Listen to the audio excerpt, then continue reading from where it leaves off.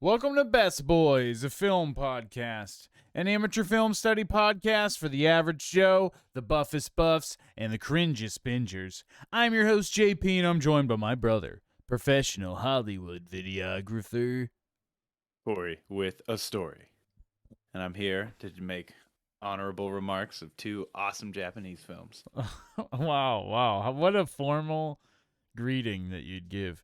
I think that, but I mean, that shows the respect that you have for what we're doing today. Honestly, I kind of, but you don't know. It's kind of one of those things. You kind of know about something through references and osmosis and pop culture and influences. We've seen so many things that have referenced at least Seven Samurai. Mm-hmm. I'm gonna go through a few things that I know right off the top of my head, in a minute. But before we get into it, welcome back. How are you doing? How are things? Good. Pretty business as usual on my end. Working on a music video this weekend that I'm gaffing, and I don't know any of the details about it other than it's candlelight, so that'll be fun and dark and difficult. Yeah, sounds hard. Um, Yep. that's cool. That's cool. Music video. Getting back to your roots. Yeah, it's been a while. So as far as Akira Kurosawa, I want to know what you knew about him before we did this, and about and you touched upon what you know, or maybe what you don't know about Japanese cinema, but you want to briefly go into that as well. Yeah, like last week, don't know really anything about Japanese cinema. Only really things we really got into growing up and later in life was just anime and manga. But I Seven Samurai I just knew from college, but never associated it with a name because it's just yeah, I wasn't the best student in college, but we had seen clips of this before. Um, but that was about it. Yeah, I'm pretty new to this. Seen a lot more Korean films than I've seen Japanese films at this point. Wow, I mean that says something about the way that Korean cinema's kind of come on in the last 5 years or so. But I have always known this guy's name, and I've always known he makes good films. Do you remember the Bare Naked Ladies song, One Week? Yeah, It's gonna be on 1 week. Well, there's a line in the guy that's like doing the rap singing part. He says yeah. something about like Kurosawa. I make mad films. Okay, I don't make films, but if I did it was a samurai, I used to have the whole thing fucking memorized, and Oh I could wow. say the whole thing. It was like it was like Proto taught me how to rap, but other than rap, because it's Yeah. just like the white people singing that song. I That always would was like just our say the thing. lyrics. I would always say the lyrics, but not really knowing what they meant or what they referenced or anything. So it's just kind of you're just kind of saying it because you're like for me at least because I'm just a kid and it's a catchy song that we had the CD for.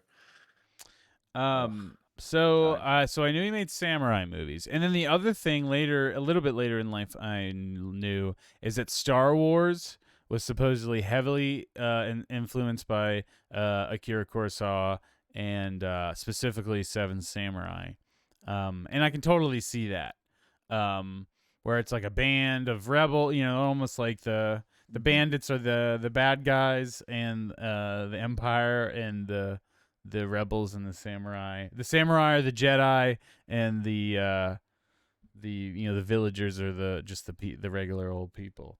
Um, Yeah. and just in a loose sense, obviously, but I don't think beyond. I wanted to also before I go even past that. I don't know if you're familiar with the Western The Magnificent Seven. Well, that I've was heard of it. Yeah. it's a Western adaptation of Seven Samurai. Mm. And then that was remade like I think recently like a few Y- years ago, maybe Yeah, I five want to years say Chris ago. Pratt. Yeah, I want to say Chris Pratt was starring in it. And it was Yeah, just a Chris couple years Pratt. ago. Yes. So there you go. There's your connections. I think I'm vaguely familiar with the actor Toshiro Mifune. I've seen his face before, and that iconic facial hair. Because I think he's got it in a few films that he does. But that's it for me. So I knew that these were really influential in like the kind of it establishes a lot of tropes. I guess I did know that much just about Seven Samurai. I didn't know anything about Ron. I Mm. think I've just seen memes recently from film groups I'm in on Facebook and meme pages I follow, and then there was some screenshots of it that were really really colorful, and I was just like, you know what, I really want to see this movie, and I have never seen this classic. So um, what better time than to do it for this podcast? And you mentioned recently you haven't had a lot of experience with Japanese cinema, and honestly, it made me realize that I hadn't outside of um, anime as well. So we did it. Here we are, and obviously, I think we should start with Seven Samurai, the classic. Um, Yeah. but boy, did not know that this was near 4 hour Snyder cut length epic. Um, Yeah. and Yeah, this honestly, was this is a big undertaking going into it. And I also just I assumed it'd just be in the 2 to 2.5 hour mark I thought for it'd the be time I could period. be three. I was prepared for three, but I did not think nigh four. It was like what 346, 345, something like that. Oh, I thought it was 326. Oh, what did I see?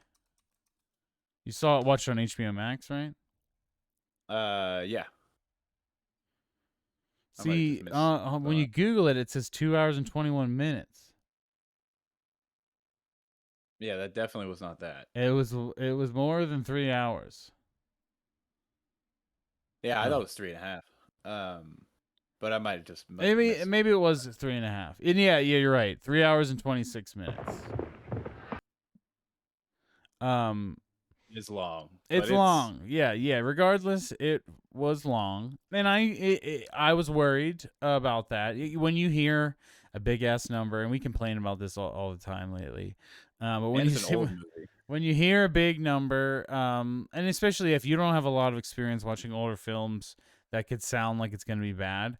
But I think that the way this movie is put together and structured, like it has such an influence on modern movies that it still feels fine.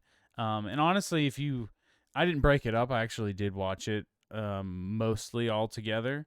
I think I had the little bit at the end left. But it actually isn't bad at all. If it was a really good, I was interested in seeing the team get put together, and then I was interested in seeing how they defended, um, the village and how all the traps and everything, like Home Alone traps. There's a lot of like, and I just the Drew connection to Home Alone. Um, but how many the heist movie that has to put the gang together, where you spend like Yeah, the yeah. first act of the movie trying to find your teammates. This does that. I think this is known for establishing that trope. Um, there's things like Yeah, that you're like, wow, this could have been the first time somebody's ever done this. yeah, it very much seems like this is the based on what everyone says about it and now seeing it, like this is the team getting movement. This is the you son of a bitch, I'm in. Uh You son of a bitch, I'm in. Yeah, that's it. That's it. It's 1954. This is yeah. um that's something interesting to consider. Um Did and you keep I kept saying that every time somebody joined the crew. It was like, you son of a bitch, I'm in. Westerns, I think, were really dominant in America around this time, and I guess that apparently that's why it did well in America, was because it very much feels like a Western, but in a feudal Japan skin. Yeah, Um, like a Ronin's just a cowboy, just a drifter. No boss, Yeah, no yeah, nothing. I guess you're right. It's a different. It just works. It works. Mm. And it's a really interesting world. But man, is this a really good cast? Honestly, good cast of Yeah. characters. The two leads, Takashi Shimura and Toshiro Mifune. Takashi plays like our old veteran samurai, and Toshiro Mifune plays Kikuchio, who is the drunken, silly samurai. And I read in the production notes, and like on the wiki, honestly, that originally Toshiro Mifune was supposed to be the old guy, and the movie was supposed to be called Six Samurai, and they realized that it was pretty boring to have six sober samurai, so they made a seventh character. They wrote in a seventh character and recast Toshiro Mifune to be him, and and to add like a little more spice and liveliness to the movie. And honestly, Yeah. he's like the kind of the centerpiece of the film, um, Mhm. and makes it like really breathes into the life of the movie. One other note I wanted to, while we're on the subject of the character of Kikuchio, is the way he moves and how like he kinetic he is on the screen, and apparently that he was Akira Kurosawa instructed him, or didn't instruct him at all, and advised the actor to improvise all of his movements. So that's why you like see him like do these weird like spin around, and then he'll just spin around again, and like he's like Mhm. reacting to what the other actors are doing, but he doesn't know what they're gonna do almost. Like it's not like blocked. It's not like, Yeah, I'm sure yeah. if it didn't work, they took out the take or something like that. But you could just Mhm. really see like an organic energy into some of the movements, and I think that it adds something to the character. Um, but yeah, I know I went right into into the main character, but I feel like it's a big part of the movie. What are you thinking? Yeah, I agree with that. It's very this would have been a way different film if you didn't have that. If you didn't have the because his whole like backstory, like being like from a farmer and stuff like that, helps shape his character of why he is and why he's like shit talks to samurai the entire time he's around him and everything. And it Yeah, just we added learn a his really story slowly through the movie. Like we just see him as the trope as like the drunk, and then you find mm, out that he's actually really skilled, and then you find out that he has like a past and there's a reason why he's trauma that he heals with the alcohol, or he numbs with the alcohol. mm. But yeah, Speaking of that, I do, and this is something to say for Rand too. I love the fact that they make a point to have like emotional men, and which is like in U.S. films, especially at the time, you'd never really see. It's all about the masculine. cowboys don't cry. Uh, yeah, exactly. But in this and Rand specifically, it's just it's there's so much just like weight to the characters that you get nowadays in male writing, um in America at least. It's a super like forward thing. Like granted it's more of a cultural thing, but I just appreciate seeing it. Yeah, there was a line in the second movie, and Ron, that we'll talk about when we get there, but hopefully I remember. But that kind of had to do with crying, that I thought was really Mhm. interesting.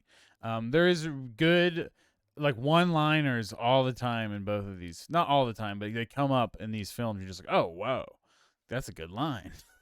Yeah. But you sleep on the movie, because even this movie, you kind of settle into your typical adventure movie. And so Mm. it's not that deep. It's just other than that, it's establishing archetypes. But beyond that, it's just a fun adventure movie. But there is like cool or like lines that come and hit you, and you're just like, oh wow, that was kind of deep. Um, I don't know. I really enjoyed this movie a lot. It is long, and I mean, you really, if you have the time, and but for for being a movie from the 50s, it really feels like a much newer film. It because the pacing of it is really interesting, and you're just kind of spending time with these characters a lot. Like they have these longer moments, and then once the action does come, it really takes its time as well, and you kind of. Oh, we're gonna have action for a while, and then we're gonna have the battle at the end is kind of broken up into a couple nights, and Yeah, I wanted to ask you about how did you feel that for every time there was any kind of an action thing, you just like and Rand does this a lot, but it just shows the entire setup rather than just getting into the goods. Like it shows like each and every bit leading into whatever fight, and then it shows every single bit of what every single like team is doing. Oh, like the preparation and like Yeah, like every bit of it leading up yes, to it. There's no you cut like to the shit. exactly, like, it is bloated, like, bloated, quote, unquote, but it is filled, and, like, padded with those moments. I feel like if in modern day, those moments would have been cut down or taken out or whatever, and you'd have, like, a normal, like, 2.5-hour movie for something like that this scale. But it's kinda at the But same time, I it's very think that interesting and nice seeing it. I was gonna say like there is something that is interesting about seeing this like the more finer details of what's happening because it Mm. is more immersive. It feels more realistic. It feels more less Yeah. fantastical when you're seeing in greater detail. I've seen Seven Samurai adapted into like some like I'm just gonna say this.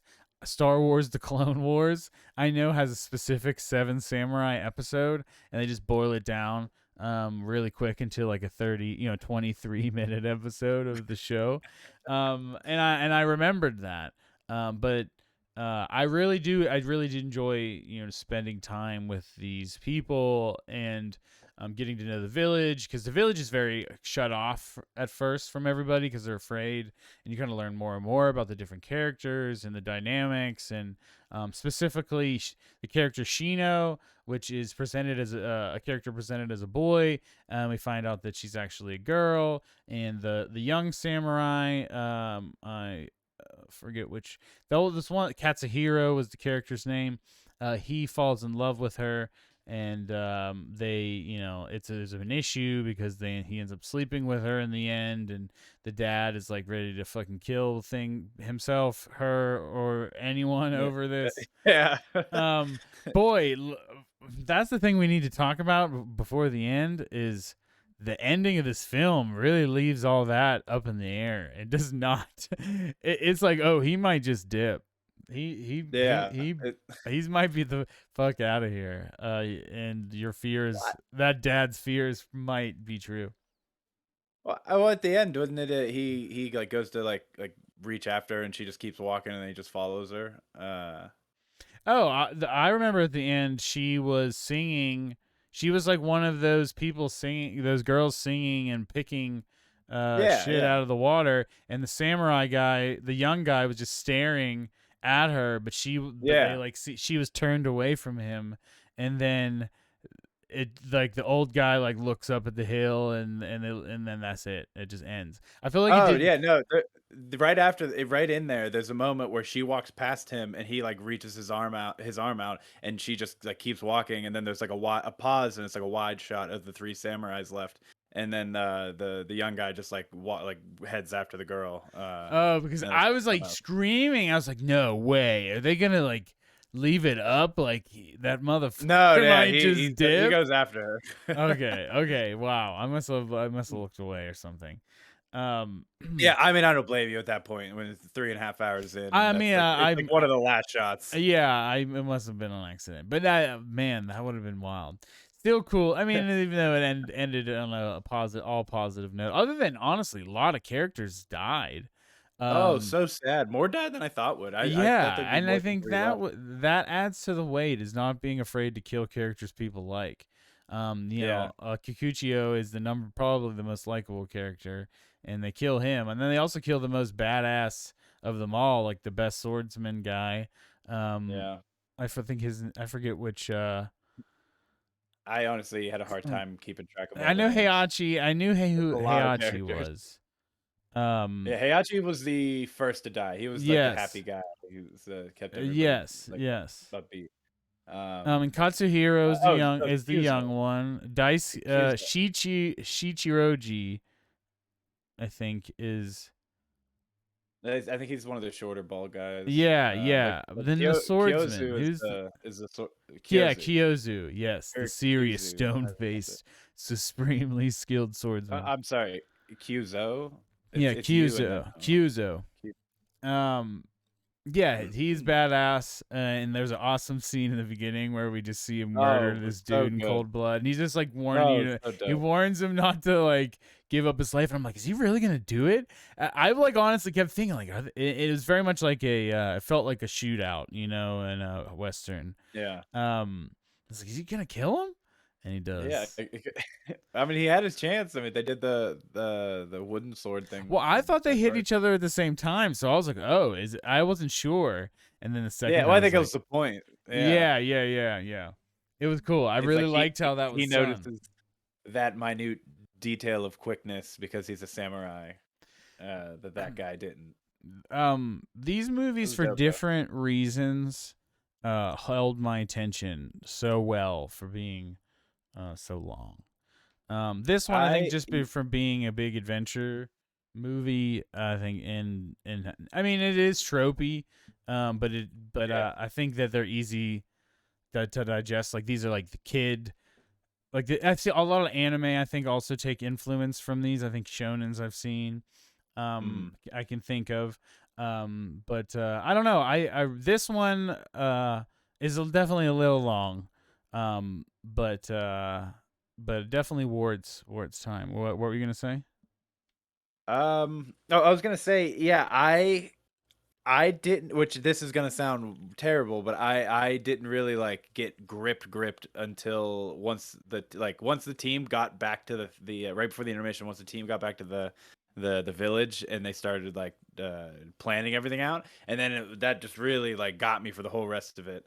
Um, I see. I like from the team there, putting the so band good. together part, and then I was really into the prep, and then obviously I seeing had a how the hard, prep worked, I was into the yeah, game. yeah, I had a hard time keeping track of all the names and everything when they were doing they're getting like assembling the team.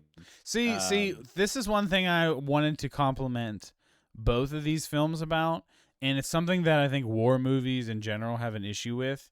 Is I watched Band of Brothers recently, and it was really good. But I kept thinking to myself, man, war movies, it's really hard to tell people apart when everybody, mm, especially when everybody's white. Like they're all wearing the same uniforms. Everyone's got their helmets on. Everyone's got the same guns. Really, I mean, some people got different guns, but you mm, mostly everyone looks the same. But in both of these films, I really appreciated how each individual character had their own vibe and style mm, that you could tell them apart easily. Like I didn't need to know the names because I mm. could easily identify each of them on the screen. Like obviously Kikuchio's the drunk guy. The swordsman had like the dark color and just like the more cloth stuff. The old guy Yeah. was bald. The young guy was young. You could easily tell him apart. And then Mm, the two heavier guys, the one had a baby face and the one had a beard, and that was kind of but all their dress was different mm. enough as well, and it really and then once they were in battle, they really were dressed different. Like Yeah, the old I love that the drunk guy during battle was wearing only the armor top and no pants, and then you see another and no arms, and then another guy is wearing only the arms and nothing else, and then another guy's wearing only the pants and nothing because they had one yeah. set of armor for Oh everybody. yeah, yes, that's right. Well, that's right. It's pretty funny. But also like it helped distinguish people and how like the different patches of armor, like everybody, um, Mhm, like stood out, and you could tell people apart. When like even I was thinking about it as Japanese armor at that time is kind of like I was thinking about those facial armor pieces. Like even the bandits, some of them had like little pieces on their heads or on the side of their faces or like on their heads and around their faces. Like just pieces of metal, protective stuff. And it really you could tell individual people apart visually, and I think that that's something um, that kind of translates into other Japanese stuff I've seen with anime and video games. The character design, there's a lot of uniqueness to each individual character mhm, on a show or in a video game or something. And this kind yeah. of reminded me of that. I was like, everyone has their own look and vibe and really stands out from each other. And without learning everyone's names, my brain knows who each of these characters' stories are from just what they look like. And the next film goes even a step further with Yes. with Yes. what I'm gonna save my fun. I have a funny Yeah, comment about it. let's yeah, I want to there's so much I want to say about Ron. Like this movie is just such a classic and such an establisher of so many things, but Ron is Yeah, really where I saw the real like specialness of what like the range, like this is like your more normal kind of movie, like it's like an adventure movie, but Ron is a mm, much more artistic effort, and I'm really excited to talk about it. Um, so before um, we get any further, one thing I keep thinking about is even in this film, cinematography wise, there are some really cool shots. I keep thinking about the shot of the village that's from the top of this hill. I at first I was like, those are miniatures. They gotta be miniatures. This angle is so high up and over, like it can't have like a crane or like a helicopter. Definitely not like a helicopter or anything. Um, and then but then they kept going back to that shot of the like almost aerial shot of the village, and you could see like you were just on the top. It's at the bottom of this valley, and you're on the top of this really really high hill, or mount. I don't know, mount almost small mountain. Um, yeah.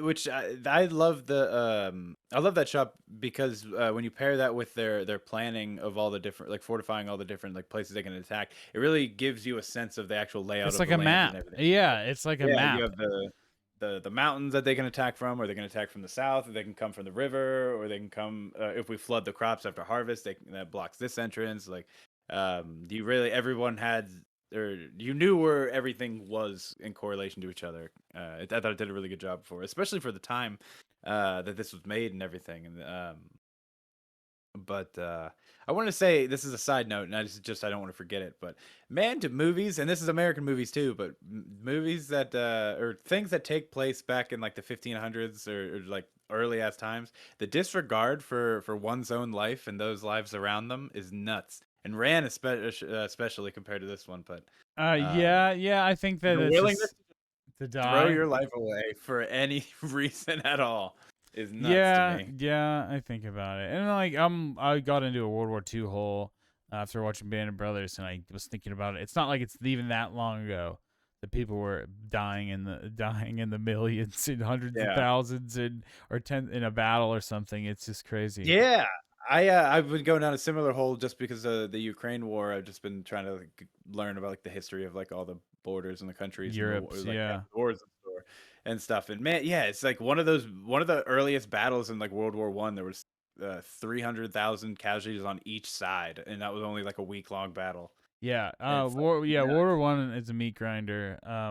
But yeah, okay. Well, well, I'd love to talk about that, but let's continue here with Seven Samurai. So uh, I really, like I said, I like the costume designs a lot. There's a lot of comedy in this, and it's like Mm. a little slapstick, but there's actually a lot of good written dialogue and written comedy too. Like I laughed out loud at both of these movies, and I was really surprised. I didn't expect to, especially with Ron.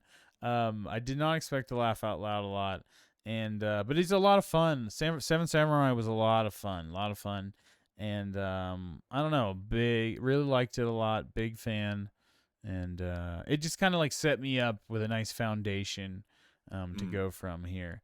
Um, is there I anything you wanted to? So apparently, this is the at the time was the largest budget for a Japanese film of 1.1 million dollars, 125 million yen. wow, that's a lot of money for back then. Yeah, that's what I was thinking. Um, I guess you can see it. There's a huge cast, the costumes, Mm. the location and everything, the sets, so were there any scenes that stood out to you that you wanted to touch on? Because we talked about the prep and the action, and there's one in particular that I wanted to, but I was curious what you had. Um, Trying to think. I mean, I just like that in on the very first day of the final battle, the when they let the one or two horses in, and then you watch it go from each section of it trying to get somewhere, and it's just being greeted by like villagers with spears and ambush and stuff. Um, that was just so fun to how to do it, because you just see the oh shit on everybody who gets put into that literal meat grinder of a roundabout. Um, Yeah, It was just yeah. done really well, shown really well. Everything about it was just, especially for its time. I wanted to say this earlier and I forgot, but I'm more into what this did for cinema and think in that than what Citizen Kane did. Uh, I mean, there's I probably. I think that you're more into movies like this than mm, than movies like Citizen Kane. I honestly think they're both really important. Citizen mm, Kane's older than this, though, so I think that's what yes, makes by it like a even decade. more special. Um, it's just how progressive it was for how old it was. Mm, I love Citizen Kane. I really liked it, but I really like this, and I think it's just this is a fun adventure movie, so it's easily to digest. I think children could watch this movie and get into it.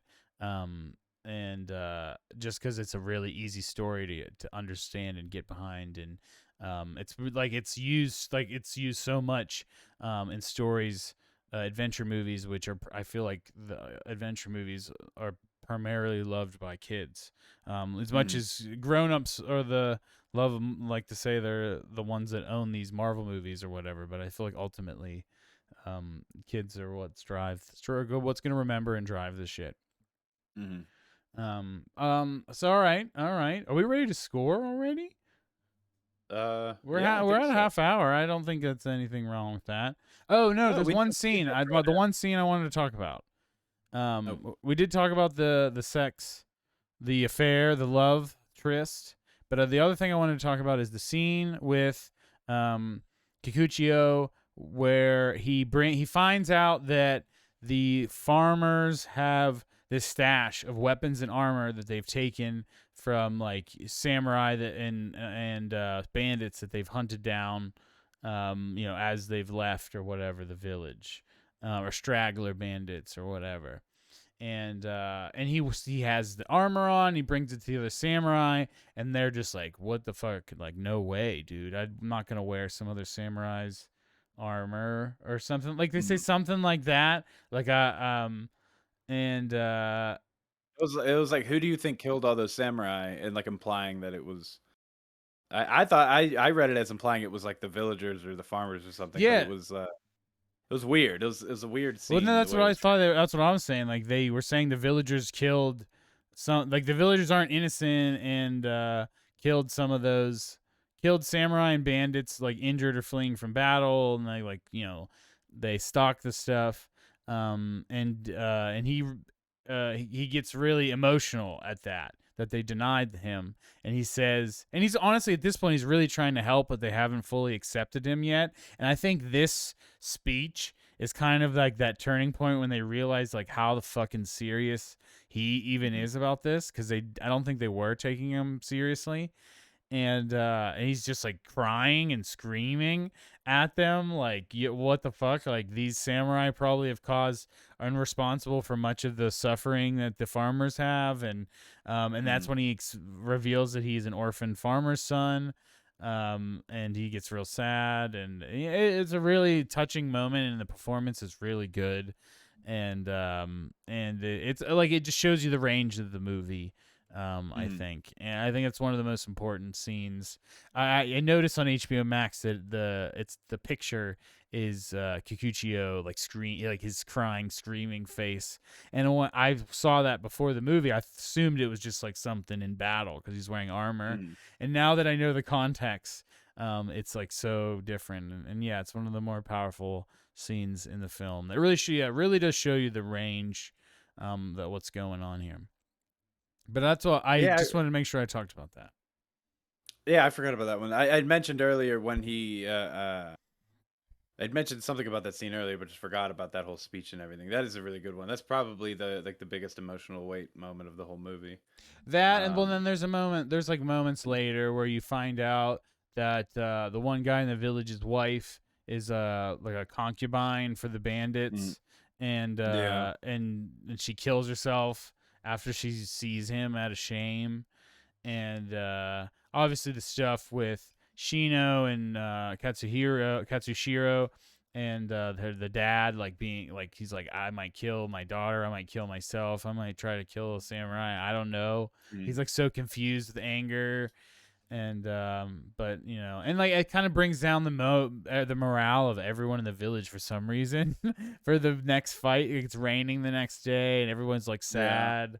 um and there was a really funny line because everyone else is looking sad and the old man just walks up to Katsushiro and he's like, you're gonna have to do some work today, son. And the young guy looks up at him like confused. He's like, yeah, it's because last night you became a real man. And I like busted out laughing like, oh my Yeah. god. Yeah. But it's really surprising. I think that's how good old movies are. I've seen some good old westerns too, like Jimmy Stewart, or even John. I saw a John Wayne movie that I really liked called The Man Who Shot Liberty Valance, and and you just like sleep on it because like, oh, it's old, oh, it's a western, I know how these go, but there are good ass movies like peppered in there, and you just have to get pointed in the right direction. And this is definitely an example of an old movie that is I totally get, and it was a really good time. So what are you giving Seven Samurai? Honestly, for everything it's done culturally, what it is at the time, and or like for what it became at the time with the limitations and everything, uh, it's a It's probably the first four and a half, but Japan I'm gonna leave it at a five, 4.5. it's probably the first Japanese movie to have an impact in America, I think. Big, like a Yeah. significant impact. I'm going to give it a 5. I could see argue I'd be fine if somebody gave it 4.5 just in modern terms because of the length, but I think even in modern Mm. terms it holds up, and is very very well made, and I can see why Star Wars. I would see why George Lucas loves Kurosawa and particularly Mm. this kind of movie. But yeah, Seven Samurai. So let's. Are we ready to move on to the big boy? Because this is the one that I was excited to see, but I was excited to see both of them. But coming out of this, I think I am most excited to talk about Ron. Um, Yeah, this was just felt a lot different, and in every way, oh, shape, and form he's than the other matured and one. changed. Like you can just see, like this is 30 years of growth. Um, like somebody who has I this mean, big ass hit early. I'm sure. I don't think Seven Samurai is his first movie. I think that's like his first big movie and big, obviously global hit. Um, yeah, it's like his like 12th movie. Apparently it was also a flop. It was not. It was a flop in box office. Oh no, not in box office, but it was a flop in terms of critically in Japan. Um, but now it is considered. It has critical acclaim. It has more It's critical his acclaim in the West, apparently. it is his 14th movie in 11 years. Damn, Yeah, that's an but insane amount of movies. also apparently the movie did it wasn't received well in Japan so much so that he was not financed another movie for 5 years by Toho. I thought that was interesting to note. So this is at an interesting point in his He's career, been probably a little more experimental. Um, but Yeah, looking at his filmography, that really didn't stop him. He's got movies coming out every year, every other year after that. well, that's wild. Yeah, his next film was the next year, I Live in Fear, and then 2 years after that, two more Is there a films came feature? out. Is it feature length? It's under his filmography as director for films. Well, is it? Yeah, I don't. Is it feature length? Well, it doesn't say. I'm just on the Wikipedia filmography. Oh, well, I thought you could click through to the thing, and then you could tell me. But anyways, Yes, yeah, yeah, feature length. um, yeah. This is a different point in his career, and I think that you're with. There are a handful of directors I think that kind of make a transition from black and white films to color, and then they really like get a feel and have appreciation for how to use it. Um, there's like I forget there's some a French film that I saw a YouTube video about, and I didn't see it myself, but they were talking about that kind of thing, where like when color TVs and color movies were a new thing, like directors and filmmakers are really trying to figure out how to work with it. This is obviously 20-ish years, 25, 30, almost 30 years of color at this point. Well, not 30, but about 20-ish years of color at this point. But I just think about this as somebody that maybe has now had a chance to really work with it. They're at an more experimental point in their career, and just obviously you see the maturity of this film. This might be one of the best uses of color I have ever seen in a movie. Um, I've cooled off on some other takes about saying best and greatest, but I think that is one that I can easily say. Well, let me just tell you I think this movie looks phenomenal, but let me just set the stage for the color for those who might be waiting to see it. All right, feudal Japan, 1985. Zordon enters. What? Oh, the old They man. look like the Power Rangers. Like because Power of because they're like primary colors. Each brother's their own bright color, and then the all Jester primary, guy yellow, is red, and blue. And then the yeah. Jester guy's got like red, and it's He's mostly got red, blue, and yellow. It's like 80s stripes and polka dots and stuff that like make, but it's like the yeah, proper I can see thing. that. I with some of the designs, but it's also very influenced by like stuff of the time. But it's very intentionally very bright. The costuming is very bright. Yeah, a lot of floral costumes on everybody. Yeah, colorful patterns, even the armor, everything is bright, and it really stands out. There's a lot of daylight, really clear sky daylight, and it really makes everything pop. A lot of green grass, wide shots of grasslands and hills and like trees and landscapes, but then there's one particular battle around a castle where it's very gray and there's smoke in the air and it's a little bit of a hazy sky, but honestly all the color stands out even more in that section of the movie. When there's flames, it's like glowing and it's beautiful. There's one particular shot that I keep seeing, and I'll pull it up for YouTube. There's like the yellow soldiers and the red soldiers, and the castle's on fire, and the old man's walking down the stairs, and it is just white, framed so perfect. It's like Wes Anderson framing, way ahead of that. Is the color and the framing and it's not always like symmetrical, but it's the way the color is used. It is. There's a lot of great balance in the camera work and placement and the production design and everything. Everything is using the frame. I think to like to its advantage, maximizing what it can do within the confines of the frame. You had brought up before the podcast about the shot where it's the guys are like talking in the foreground, and then there's like an army like formation in the background, but you still have all that bright color, the green of the grass. You've got the red soldier uniforms, the white flags. It's so clear too. Everything's so clear. Like I don't know. You know how they say like composed very well. Every shot is definitely a painting in this movie. If that's what constitutes good cinematography, I would say that damn near everything is could be a painting in this movie. At least once you get to there's the opening scene with them sitting and talking, which is all beautiful to me. And then obviously the battles and all of the stuff with the troops. But yeah, like all that stuff is just gorgeous. And I feel like I could have watched this movie with no subtitles, no dub, and still enjoyed it because of just how visually pleasing it was to the eyes. Just watching the armies like churning and the flags all running in on each other, and yeah, very very pleasing visually.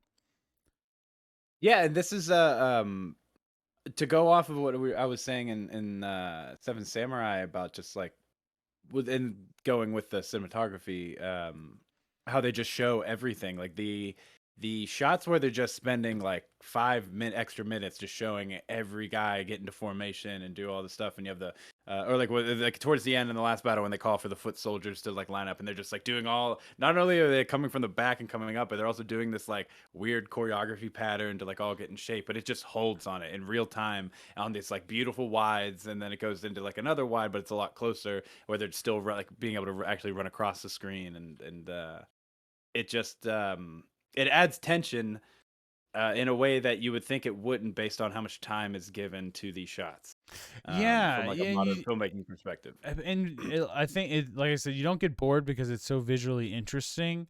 Like it's like I don't know, it's so visually interesting but then it adds the tension because you are aware of what the story is, of what is going on in the story and what is happening, and you're just like, you're not kind of sure where it's gonna go yet, and you're just kind of watching the fight load, so to speak, because everyone's got to get in their positions and whatnot.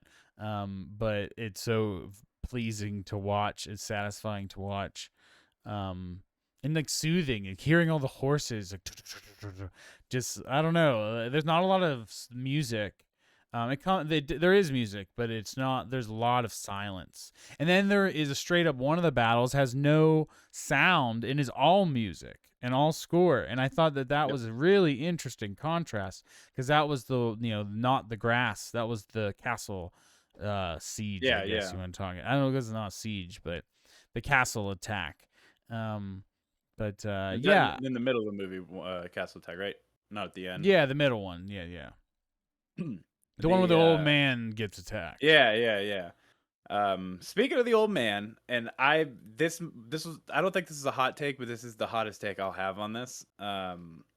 This is a movie that has two peaks of silliness that bring you down to just very serious and sadness. Like when it starts off with the old man on the mountain, it just, and he's like having his little dementia or whatever, and then Yeah, he's he just kind of falls going off on asleep. everybody. He falls It's asleep very on him. silly. It's very silly. And then how Yeah, he's like going off on his kids and what he's saying is also very silly. And then how he's reacting to his son, like who he's just put in charge, like giving orders and stuff, is it's kind of not cartoony, but a little bit hammy. But then it just like, by the time he gets to that first battle, it gets serious as fuck. But then as soon as the old man wanders out of that battle after it's over, it goes back to silly for me because because he's he's like just insane. his, Yeah, he's his lost his makeup line. is yeah, his makeup is ridiculous. He's Oh, got it's like so much green heavier. buggy eyes, a Yeah, it's gray so face. heavy. And he's just walling around with just that I can't think of his name, the Jester guy, just Yeah, the yelling at him the whole Jester. time. Yeah, yeah. But then it just keeps getting, and then the reality sets in for the Jester, and then you almost feel like the reality sets in for the audience, and it just starts getting more and more sad after that, and sadder Yeah. and sadder. Yeah. And the saddest thing about this movie is the very last shot, which I think it's the very last shot, which isn't even the old man and the son, Sobaru. It's when It's it, Suramaru, or Sue's brother, it's the blind brother. yeah, it's the blind guy whose sister never came back, and he drops the one thing his sister gives him to remember her by, like, you won't be alone. And Yeah, he's yeah. blind, so he's never gonna get that back, and he has no idea where he I is. thought the And same he thing. I just was like, "Oh, and damn." I was like, this is the saddest shit I've ever seen. Fuck everybody else. This dude is just has nothing, has had nothing, and has stripped away the only thing he has. No flute, no poster from his sister. No And it Buddha was so, poster. yeah, it's the saddest shit I've seen in a very long time. That was up there in some of the saddest shit I've ever seen. And when he Oh, was a this is a boy, tragedy. This movie is he had definitely a tragedy. yeah. And as a boy, the same guy had his eyes gouged out by the king or the Yeah, yeah, emperor. yeah. The king is a piece of shit, and he's kind of getting his just due, but also it's kind of sad because his sons are all killing each other, and Yeah. um, The the only son that's good is the one he exiled. Like, yeah, yeah. But to be fair, his son was acting like a little asshole in the beginning of the movie. I thought he was like his dad was like trying to tell him everyone what was going on. He just like breaks Yeah, the arrows and just like fuck this, dad. I'm out of here.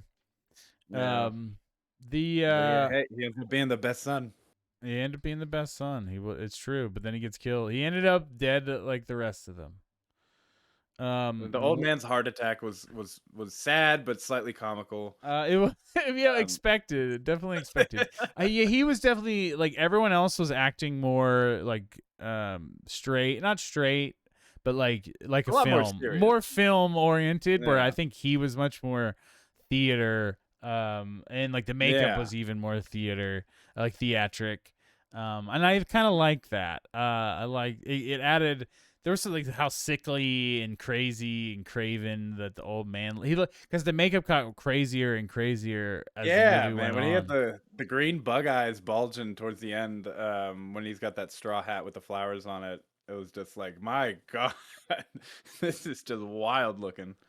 I wanted to talk about. There's a few characters that I think are really interesting in this movie. The Jester is probably, I think, super interesting because they start out as like being silly and stupid and annoying, and then they sneak in these lines that are like wise as shit, and just like, oh wow, you're like the smartest one. Like, I think they're doing something like that with the character, and that might be from the Shakespeare thing. I don't know.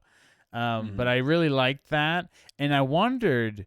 Obviously, it's established that the Hidatora, the king, has a bunch of concubines, a bunch of women that he sleeps with, and they protect him and whatever.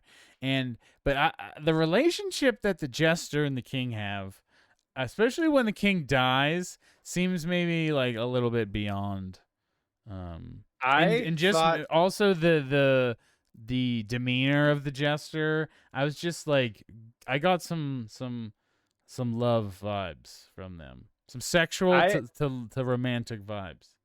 yeah, I was gonna say I thought until probably the 2 hour mark that the jester was a girl, and then the I jester did for started the getting first scene, and then the more that they spoke, the more I yeah, I didn't realized pick it. up on it, and then I listened to the voice, and the voice was deeper than I thought it was in the first half of the movie, and then I started paying attention, and everyone kept saying he and stuff. I was like, oh, so it is a guy. Well, that kind of changes how I felt about the whole first part of the film, then, because I thought it was just like the at first I thought it was like a daughter like figure, but then I thought it was more like he was like a concubine type thing. Well, because he Um, has those concubines, because they like throw themselves in front of all those shots in that one yeah, when this in the castle thing. But yeah, I mean, I knew he was the jester because he called him a yeah, that's. fool, and that's when I knew that he was Mm. the jester. Um, but yeah, I don't know. What did you see that? You is what you're saying? Yeah, yeah, yeah. I'm saying like because of how it was written, and it was hard to tell. Like I would have thought it was like an interest of some kind or a mystery or like something because he was so adamant about I The can't remember the jester always character's name. being Starts with around. a K. But yes, yes. Um, and so I just thought there had to have been more of a relationship there, and I just assumed that not realizing this was the guy. Yeah, Kiyomi, Kiyomi, yeah, yeah, yeah, yeah. Kiami, um, Kiyomi, um, Kiami. and yeah, thought they were an interesting character. I thought was an interesting character was Lady Kaede, the wife of the first son, who Mm. who stuck around, who somehow was trying to like engineer the family's destruction, and basically she did, because they're all Mm. dead by the end of the movie, and yeah, well, I really thought she was a cool character, and how she kind Mm. of manipulated the red brother Yeah. into like she was gonna kill him, and then she's like, nah, I'm just gonna fuck you instead. Like she just straight up domed him, and then just took over and was like, okay. But then they It killed was her in pretty the end. wild though. Yeah, when they killed her, the dude just walks up and was like, "Yeah, it's over," and then immediately slice, blood splatter. Um, yeah, it was very Lady Macbeth vibes. Which obviously Yeah, it's yeah, yeah, that makes sense. but Yeah, I like that whole thing. I had a problem with this one, the same with the first one, which is it's a user error.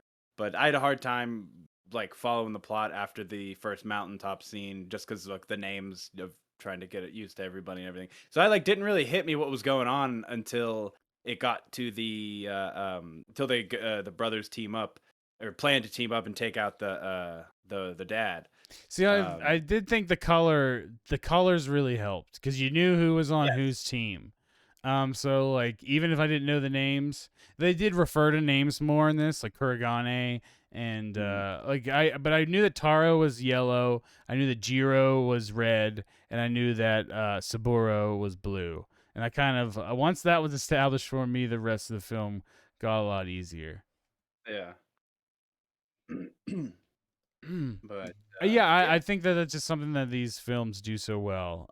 Is actually the this uses color to track the factions and the characters. In addition It to does make it a lot easier. these addition to these really elaborate costumes and designs, Now, that I you would don't need. I think that's why we don't remember the names as much because the designs and the character how they look is just so fucking memorable. yes, I agree. Now, I was gonna ask this. I don't know if did you miss this or was this just like at the end when they had those two extra faction armies that were there that just showed up? Like I don't remember. Okay, so Uh, the white team was that old man in the beginning that offered okay, Saburo his daughter. He's like, that's "Hey, what you I might get thought. kicked out, but you can marry my daughter." And so that was him. I'm not. I think the other guy was just one of the one guy in black. He Mm, was an advisor to one of the other ones. gotcha, Like, cause gotcha. Yeah, I got to. there was a bunch of uh people meeting in the beginning. The Ayabe, Mm, Lord Ayabe was one of those people. Um, but gotcha. yeah, I think that there. I think it's implied that guy's probably gonna take over now because it is a kind of a bad ending ever since everyone's Yeah. dead. Yeah, they follow the entire dynasty. This reminds me of Dynasty Warriors. I kept saying that a lot too when I was Yeah, watching well, this. it's samurai warriors, but I think that Well, that's yeah. why the Sengoku period of Japan, it has a lot of stories of war and stuff like this, just like the Three Kingdoms period of China does.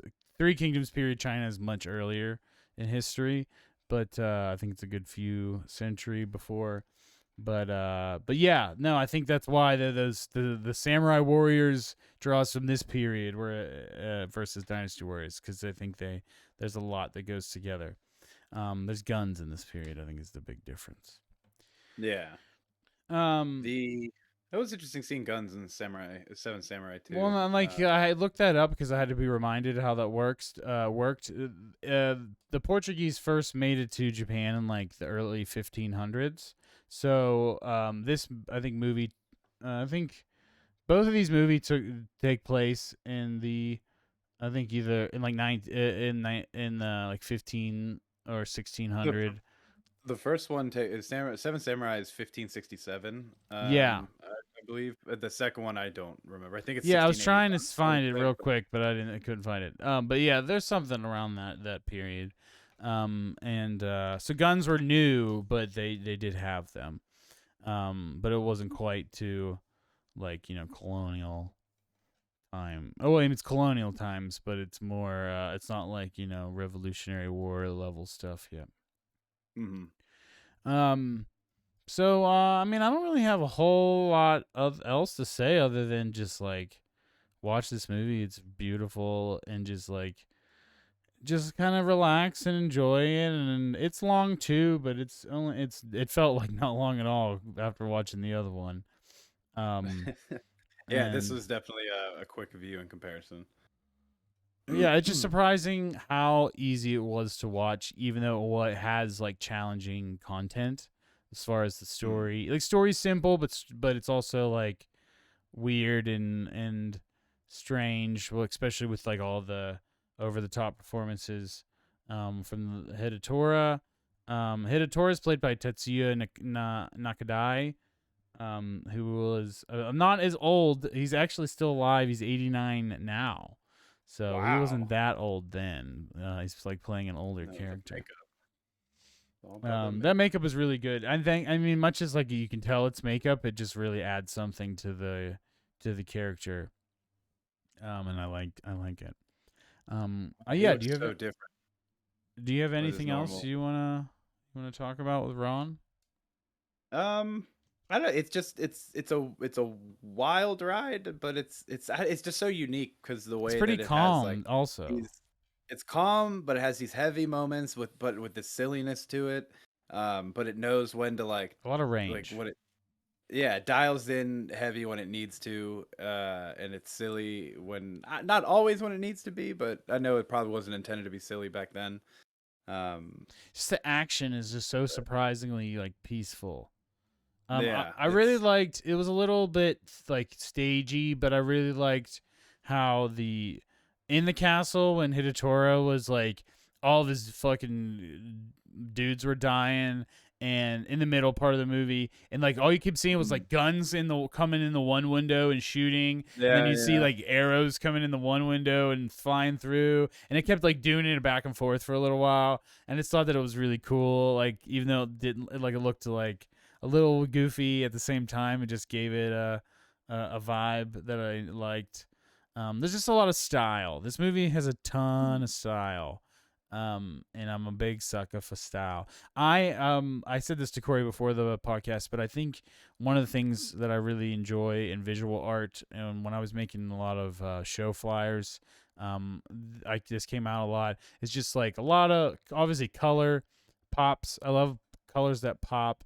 But I like a big wide canvas of one color and then these like little splashes of something complementary and all I love the wides like it might be simple to just shoot a bunch of wides but there's just mm. like it's being able to set up these shots so meticulously it just pays off so well it looks so nice and having these with these bright colors I know you mentioned the shot it earlier but I wanted to really break it down specifically there's a shot towards the end of the film and you have the one army and you see like some officers talking on the top of a hill but in the distance you see another hill and like that's in the foreground and in the background you see another hill and you can literally watch the troops moving around and like getting in position on the other hill while the guys in the foreground are talking and I'm just Mm. like I was just like this is the coolest fucking thing Yeah, um that was definitely one of the coolest shots I've seen in a while, and it was especially with it being 16:9 too. Like I feel like that was something that you could even work in a 4:3. yeah. But really having that expanded view for this really adds to like the epic scope and scale of it. And also, Japan is just such a beautiful country. Depending on what part you're in, it's like a different um like a Biome. completely different look. Yeah, kind of like Yeah, how the like U.S. is. Minecraft biomes. Yeah, US the same way. Yeah, I think that like I said, the shot of the old man coming out of the burning castle with the yellow and red army, and then like those scenes at the end and the ending battle are just, and then the opening as well, like the them all sitting in the big green, the green grass is so beautiful. Those are my three visually favorite parts of the movie for sure. Yeah. Definitely, I'd say the best shot in the movie is the foreground officers with the formation in the background. Mm-hmm. Um, it's very inspirational. It's very much that feels very Wes Anderson. Um, to go Yes, back to I how can you were see saying he big was. influence on Wes. This movie I can see has big influence on Wes Anderson. And you wouldn't think it, but in terms of like the way he uses color, the way he sets up shots, and like uses stills and things. Mm, Um, though did say this before the podcast, I noticed that there was at least once that there was a picture, a still picture that they just yeah, put over a green screen of a sky in the back, and the sky was moving behind the still, but the yeah. It's still I think had they grain that it had like a yeah. texture that was not changing, though the background Mm. was changing, and I was like Yeah, that looked weird but cool. yeah, I liked it. It was just like accentuating like crazy clouds just to like set the mood for the next scene. Yeah, it's like Um, surreal. It it, made the clouds look more surreal. But there's yeah, just yeah. something off, like uncanny about the back, like about the about The original the sky replacement. yeah, I guess so. Yeah, just reverse. I guess it's a real sky, and you just put a cutout of a picture over top of it, Yeah. of a building.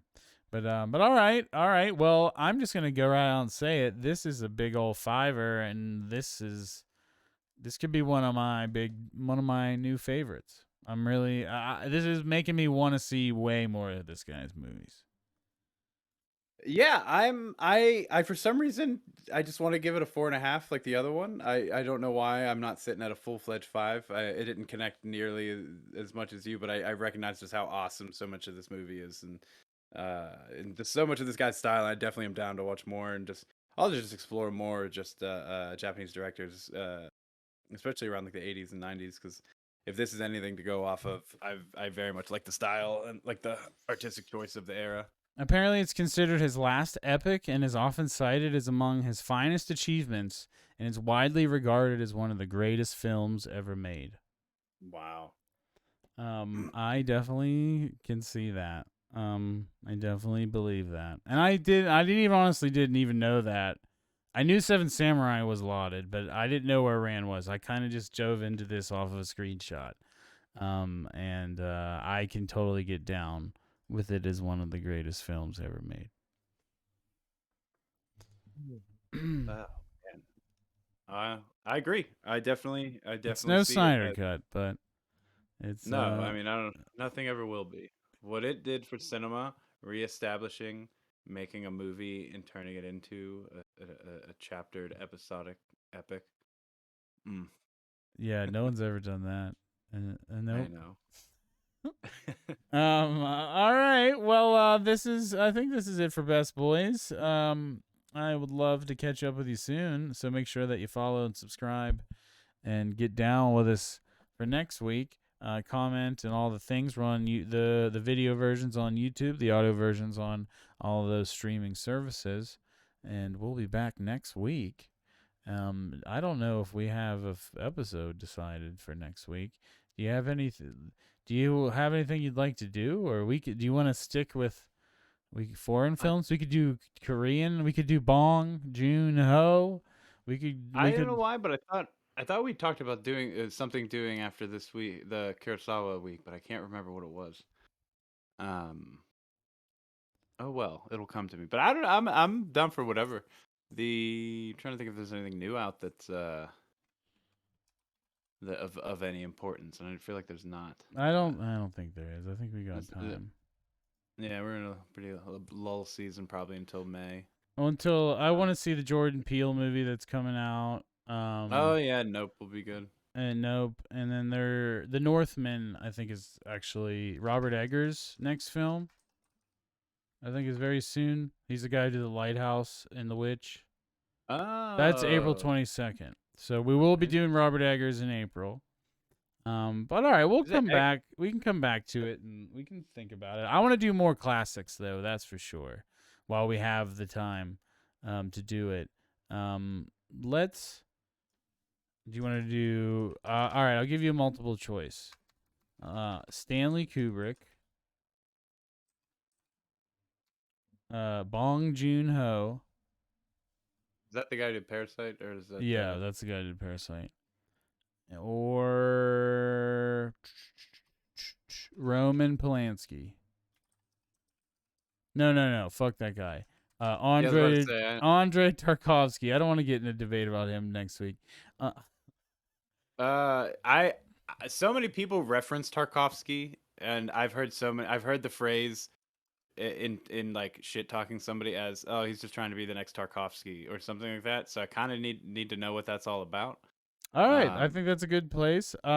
So I think his two most lauded, like the movies I see most lauded by him are Stalker, Solaris, and Andrei Rublev.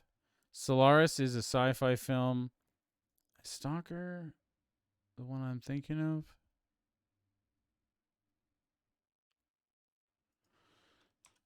hmm.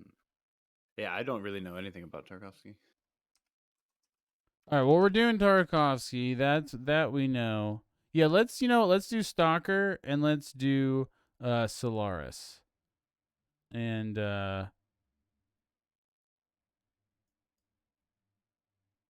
And yeah, we'll be back next week. And Solaris. And... they're both long movies. I see this now. Oh no. Not as long as these.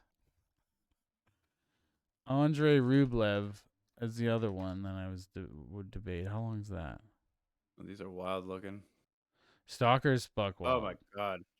Stalker's 161 minutes. 2 hours and 41 minutes. God damn. I don't remember old movies being this long. Oh yeah, they're all long. Okay, yeah, no, artsy movies have always been long. I think that's what we just need to accept.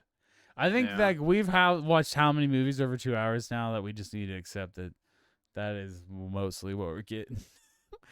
Just, but yeah, all right. Let's do. We can do Solaris and Stalker, and we'll be back next week. And make sure you bring the popcorn. It'd be a long one. Bye.